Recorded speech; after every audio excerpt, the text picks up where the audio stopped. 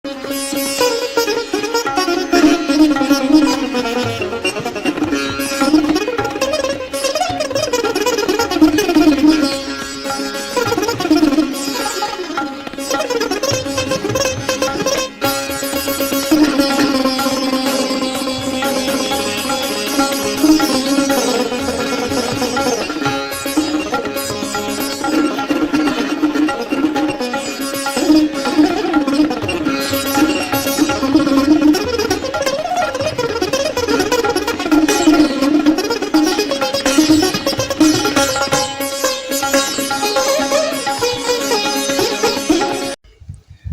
জায়গাটি কুমিল্লা জেলার সদর দক্ষিণ উপজেলার যশপুর। আমাদের ডান দিকে যশপুর বিজিবি ক্যাম্প রয়েছে। আমরা একটু আগে ক্যাম্পে কথা বলে এলাম। এখান থেকে একটু গেলেই ভারত এবং বাংলাদেশের সীমান্ত এলাকা। আমি এখানে 2020 সাল করোনার বছর ডিসেম্বরে এসেছিলাম। এখানে একজন প্রবীণ শিক্ষকের সাক্ষাৎকার নিয়েছিলাম ঠিক এই জায়গায়। আজকে প্রায় 4 বছর পরে আবার এলাম এখানে। এই পেছনের এই তাল গাছগুলো বা ঝাড় এগুলো তখনও ছিল, হয়তো ছিলই। ওই প্রবীণ শিক্ষকের ভিডিওটি অনলাইনে রয়েছে, অনেক লোক দেখেছে সেই ভিডিওটি। এটি আমার ছেলে কফিল মোহাম্মদ অপূর্ব এডিট করেছে এবং ওই প্রবীণ ব্যক্তির, প্রবীণ শিক্ষকের সাক্ষাৎকারটি ঠিক এখানে দাঁড়িয়ে নিয়েছিলাম। আমি সরাসরি নিয়েছিলাম। তো ওই সাক্ষাৎকারের জায়গায় আজকে আবার এলাম 4 বছর পর। আজকেও আমরা পাখি ছবি তোলার জন্য এসেছি। আমার সঙ্গে ক্যামেরাম্যান রায়হান রয়েছেন আজকে। তো আমরা আজকে অনেক পান করি দেখা পেলাম, কিন্তু ভালোভাবে ছবিগুলো তোলা যায়নি। তো আমরা এখন যশপুর বিজিবি ক্যাম্পের সঙ্গে কথা বলে আমরা এই পর্যন্ত এলাম।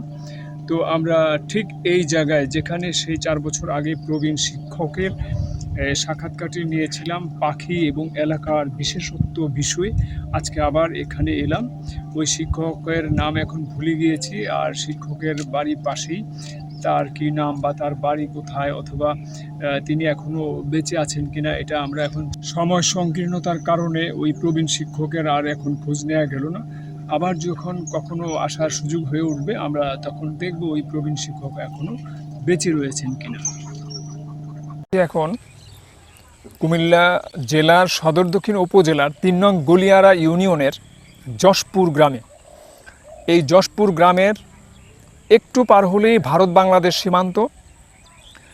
আমরা এখান থেকে সীমান্ত রেখা LOC লাইন অফ কন্ট্রোল দেখা যায় না, কিন্তু একটু হাঁটলেই সেই সীমান্ত রেখার দেখা পাওয়া সম্ভব।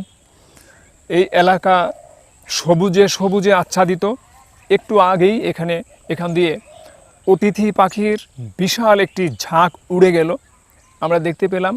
একটু পরপরই এখানে পাখির ঝাঁক উঠছে। তো এখানে আমরা এখানে উপস্থিত হওয়ার আগে যশপুর বিজিবি ক্যাম্পের ক্যাম্প কমান্ডারের সঙ্গে কথা বলে এসেছি। তিনি আমাদের এই এলাকার বিষয়ে কিছু বিবরণ দিলেন। এরই মধ্যে আমরা এই এলাকার একজন প্রবীণ ব্যক্তির দেখা পেয়ে গেলাম। আমরা এখন এই যশপুরের বিষয়ে তার সঙ্গে জানবো। আপনার নাম? আমার নাম জয়নাল আবদিন। জয়নাল আবদিন। কি করেন আপনি? আমি আগে মাদ্রাসায় পড়াইতাম, রিটায়ার হয়ে গেছি। মাদ্রাসায় পড়াতেন? হ্যাঁ। মানে আপনি শিক্ষক? শিক্ষক, হ্যাঁ। কত বছর হলো রিটায়ারমেন্ট করে? 2017 সালে। কি মাদ্রাসা ছিল? কমলপুর, দক্ষিণ দিকে কমলপুর। তো আপনার এই এলাকাটা সীমান্তবর্তী একটি এলাকা। এই এলাকাটার বিশেষত্ব, মানে এটা কেন একটু বিখ্যাত, বা ওই অন্য এলাকা থেকে এই এলাকার বিশেষ কোনো বৈশিষ্ট্য কি? বৈশিষ্ট্য হলো বিদ্যুৎ আসার সাথে সাথেই আমরা স্কিমের আরম্ভ করছি। স্কিম আসার সাথে সাথে আমাদের যে অভাব অনটন সেটা দূর হয়ে গেছে। এই বিদ্যুৎ, এই পল্লী বিদ্যুৎ, পল্লী বিদ্যুৎটা আপনাদের এলাকায় কবে আসলো? পল্লী বিদ্যুৎ আজকে প্রায় 20-22 বছর। 20-22 বছর। আমি এখানে এর আগে 20-22 বছর আগে পাখি দেখার জন্য বা পাখি শিকারীদের সঙ্গে বা পাখি নিয়ে গল্প লেখার জন্য অনেক এসেছি। তখন আরও গাছপালা ছিল বলে আমার মনে হয়েছে। ওই সময় ছিল আপনার এই আম গাছ, জাম গাছ, ইত্যাদি গাছ, এগুলি এখন আমাদের দেশীয় গাছ, দেশীয় গাছ এখন 81। এই সবগুলো 81? সব 81। এই দেখেন না, এগুলি কি বন বিভাগের গাছ না ব্যক্তি মালিকানাধীন? জায়গা ব্যক্তি মালিকানা, জায়গাটা ব্যক্তি মালিকানাধীন। সারা লাগাইছে নাই না, সারা লাগাইছে। আর এখানে তো বন বিভাগের কিছু বনায়ন আছে বলে আমরা জানি, সেটা কোথায় কোথায়? এই যে আরো সীমান্তে, আরো সীমান্তে ফেডারেল বলে। আচ্ছা, তো এখন এই গাছপালার সংখ্যা যে কমে গেছে বলে আমার মনে হলো, আমি ধরেন 20 বছর পরে আসলাম, এখন 20 বছর পরে এসে আমার এটা মনে হয়েছে। আপনার কি মনে হয় যে গাছপালার সংখ্যা কমে গেছে এই এলাকায়? গাছপালার সংখ্যা, যে স্থানীয় গাছ, আম গাছ, জাম গাছ, কাঁঠাল গাছ, এগুলোর সংখ্যা কমেছে, এগুলি নেই, এগুলি নেই, কিন্তু 81 গাছের সংখ্যা বেড়েছে। হ্যাঁ, বিশেষ করে 81 গাছের সংখ্যা বাড়ার কারণটা কি, বা 81 গাছের চাষ হওয়ার কারণ কি? সরকার এটা দিয়ে ফার্নিচার হয়, বিক্রি হয়, কথা বলছেন, মানুষ লাভবান হয়, ফার্নিচার লাভবান হয়। আরেকটা বিষয় হলো, আগে যতবার এসেছি, ধরেন আমরা যতক্ষণ কথা বললাম, ওই এতটুকু সময়ের মধ্যে 10-20 ঝাঁক পাখি উড়ে গেছে শীতকালে। এখন মনে হলো যে পাখির সংখ্যাটাও এখানে কমে গেছে। এখন এটা কি আপনার কাছে মনে হয়? পাখির সংখ্যা কমে নাই, পাখির সংখ্যা নেই। আগে তো গাছপালা ছিল, এখন গাছপালা আরো বাইরে গেছে, এই জন্য পাখিও বাইরে গেছে। মানুষ যেভাবে বাড়ে, পাখিও তো এইভাবে বাড়ে। আচ্ছা, এখানে পাশে তো ভারত বাংলাদেশ বর্ডার, হ্যাঁ, তো এই বর্ডার থেকে আপনাদের বাড়ি তো জন্মস্থান তো এখানে, আপনার বাড়িটা ঠিক কোথায়? যশপুরে। তো আগে তো মানে আপনাদের একেবারে ধরেন দেশ ভাগের আগে, ভারত বাংলাদেশ মানে টু নেশন থিওরির আগে, মানে দ্বিজাতি তত্ত্বের ভিত্তিতে ভারত বাংলাদেশ ভাঙার আগে থেকেই আপনারা এখানে আছেন, পূর্বপুরুষ থেকে। তো এখন আগে যে ভারত বাংলাদেশের সঙ্গে আপনার যে যোগাযোগটা ছিল, বা আপনাদের যোগাযোগটা ছিল, আপনি একটু এদিকে হন, তো এই যোগাযোগটা তো এখন আর নেই। এখানে কাছে কাঁটাতারের বেড়া আছে না? বেড়া আছে। এই যোগাযোগটা মানে আগে যে ভারত বাংলাদেশের, এটা বিচ্ছিন্ন। তো এখন এই যোগাযোগ বিচ্ছিন্ন হওয়ার পরে এরপরও কোনো যাতায়াতের কি ব্যবস্থা আছে? পাসপোর্ট ছাড়া হয় না, আর এখন আর হয় না। আগে ছিল মানে কি, মানে আপনিও যাতে পারতেন, মানে প্রত্যেকটা করতো, এখন এটা হয় না। কিন্তু আরেকটা ব্যাপার ছিল, মানে এইসব এলাকাগুলো, সীমান্তবর্তী এলাকাগুলো আগে ধরেন এই চোরাচালান সহ বিভিন্ন অবৈধ কার্যক্রমের জন্য কুখ্যাত ছিল। এগুলো কি এখন নাই বিশেষ? কিন্তু আরেকটা ব্যাপার, অভিযোগ আছে বিভিন্ন জায়গায় যে সীমান্তবর্তী এলাকার মধ্যে এই মাদক দ্রব্যের, যুবকরা মাদকে আসক্ত হয় বেশি, এবং যেখানে নাকি নদী অঞ্চল, ভারতের সাথে যমুনা নদীর সংযোগ আছে না, এই নদী অঞ্চল দিয়া ট্রলারে করে মাদক। এদিকে তো আর নদী নাই, এদিকে মাদকের নাই। আচ্ছা, নদীটার সঙ্গে মাদকের সম্পর্কটার কারণটা কি?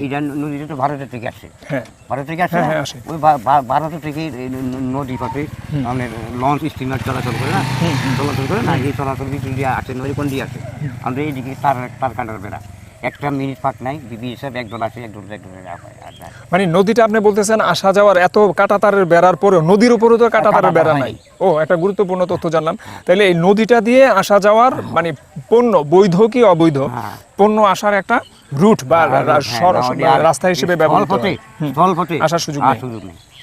তো ঠিক আছে, আপনি শিক্ষক মানুষ, আসলে আপনার কাছে কিন্তু আরেকটা বিষয় জানতে চাই, এই এলাকায় মুক্তিযুদ্ধের সময় কোনো বিশেষ কোনো ঘটনা ঘটেছিল যেটা আপনার খেয়াল পড়ে? এটা মুক্তিযুদ্ধের সময় ওই যে কনেস্তলা বাজার, কনেস্তলা বাজার, এইখানে পাঞ্জাবিদের ক্যাম্প ছিল, তো ওইখান থেকে তারা বোম ফালাইতো, আমাদের এলাকার লোক মারা যেত।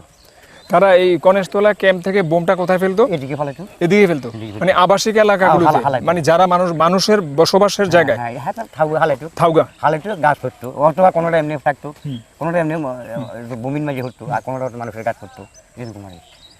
আর এখানে কোনো বদ্ধভূমি, ধরেন পাকিস্তানি আর্মিরা অনেক মানুষ একসঙ্গে মেরে ফেলছে, এরকম কোনো ঘটনা ঘটেছে কিনা 71 সালে? এখানে এত বেশি মানুষ মারে নাই, ওই মানুষের বাড়ি ঘরে আগুন। মুক্তিযুদ্ধের সময় আপনি কোথায় ছিলেন? বাড়িতে ছিলাম। আপনার বিশেষ কোনো ঘটনা মনে পড়ে মুক্তিযুদ্ধের?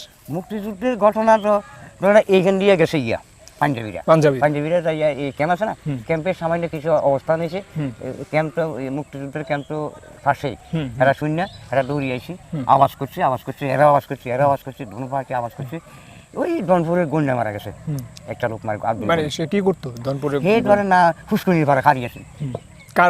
কার গুলিতে মারা গেছে? ভারতের পাকিস্তানি মারা গেছে, এই একজন লোক মারা গেছে। আর কৃষ্ণনগরের বরবাড়ির আকাব্বর নিকেরা মারা গেছে। আচ্ছা, আমরা দেখিনি, কিন্তু মারি দিই এই আমনে মূল্যে আমি মারি দিই একজন। আচ্ছা, এখানে যে বসতি আছে, এখানে বসতিদের মধ্যে মানে সবই মুসলিম নাকি হিন্দু বসতিও আছে? আমরা এই 2-3 গ্রামে হিন্দু নেই, নাই। কিন্তু নাই। এটা কি 47-এর পরে নাই না আগে না, থেকেই আগে নাই? থেকেই নাই। আগে থেকেই আগে নাই। থেকে নাই। রফিকের মা বললো না বলে হ্যাঁ হ্যাঁ হ্যাঁ হ্যাঁ মাসি রফিকের মা ওই বোম ফালাইছিলেন হুম, সেই সময় তো আমরা ভারতে গেছিলাম গা। ভারতে ভারতে গিয়েছিলেন? গেছিলাম গা। মানে যুদ্ধের সময় দেশে ছিলেন না? ভারতে কোন জায়গায় ছিলেন? ভারতে এদিকে তাকে রাঙ্গামুড়া টেটিয়ামুড়া বন্যারান এই মানুষের বাড়ি আশ্রয় নিছে বাড়ি আচ্ছা, বাড়ি আচ্ছা। আশ্রয় নিছে আচ্ছা, তো আপনারা ফিরলেন কবে দেশ স্বাধীনের পরে? স্বাধীন হওয়ার পরে কি মাসে ফিরলেন? 16 ডিসেম্বর 16 ডিসেম্বর তো দেশ স্বাধীন হলো। হ্যাঁ এইরকম কিন্তু আমরা কি মনে রাখছি নি ও, মনে রাখছি নি যখন দেশ স্বাধীন হয়েছে না বৃহস্পতিবারে এই যখন বাংলাদেশ ডিক্লার দিছে তখন যুদ্ধ শুরু হয়েছে ওইটা ওই 16 ডিসেম্বর কি বৃহস্পতিবার ছিল? ওখানে এরকমই ছিল মনে হয়। আচ্ছা, আচ্ছা। আচ্ছা যখন যুদ্ধ জয় জয় বাংলা শুরু হয়ে গেছে তখন বাড়ির দিক থেকে যত লোক এদিকে উঠছে না সব নামে গেছে তো পাকিস্তানিরা এই মুইচারিয়া গেছে গিয়ে ক্যান্টনমেন্ট সব মুক্তিরা ক্যান্টনমেন্ট ঘেরাও করছে ঘেরাও করে বসে আত্মসমর্পণ করছে আচ্ছা, আচ্ছা। বুঝছেন? তো ঠিক আছে কাকা, আপনি অনেক ধন্যবাদ। আপনি শিক্ষিত মানুষ, শিক্ষক মানুষ, এই জন্য আপনি অনেক কথা বলতে আমরা পারছেন। দেখছি, আমরা কত দৌড়ছি আপনার আলাপের মাধ্যমে আমরা অনেক কিছু জানলাম, এই জন্য আপনাকে অনেক ধন্যবাদ। আর কোনো কথা আছে না, আর থ্যাংক ইউ। না